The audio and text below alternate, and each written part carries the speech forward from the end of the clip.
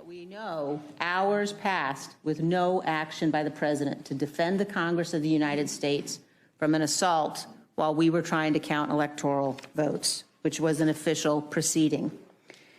This brings up another point. Mr. Meadows' testimony will bear on a key question in front of this committee. Did Donald Trump, through action or inaction, corruptly seek to obstruct or impede Congress's official proceeding to count electoral votes? Mr. Meadows' testimony will inform our legislative judgments on those issues. But Mr. Meadows has refused to give any testimony at all, even regarding non-privileged topics. That puts him in contempt of Congress. And let me pause and just note that we as Republicans used to be unified on this point in terms of what happened on January 6th and the responsibility the president had to stop it. We all remember, every one of us, what Republican leader McCarthy said on the floor of the House the following week. Quote, "The president bears responsibility for Wednesday's attack on Congress by mob rioters. He should have immediately denounced the mob when he saw what was unfolding. These facts require immediate action by President Trump." That was Republican leader McCarthy.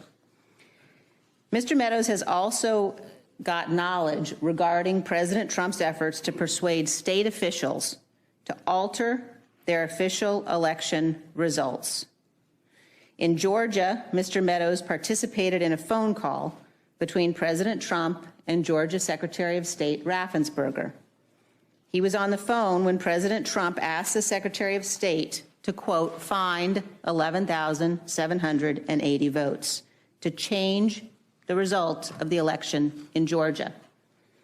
At the time of the call, Mr. Meadows, according to texts he has turned over, appears to have been texting at least one other participant on the call.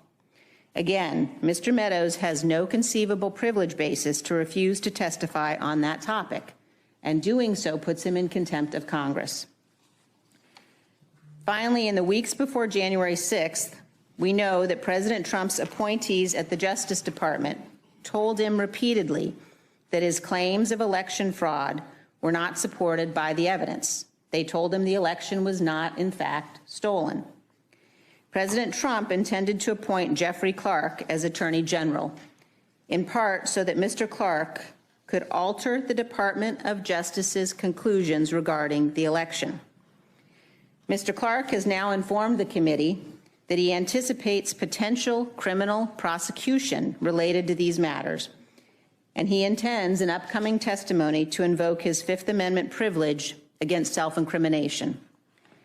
As Mr. Meadows' non-privileged texts reveal, he was communicating multiple times with a member of Congress, a currently serving colleague of ours, who was working with Mr. Clark.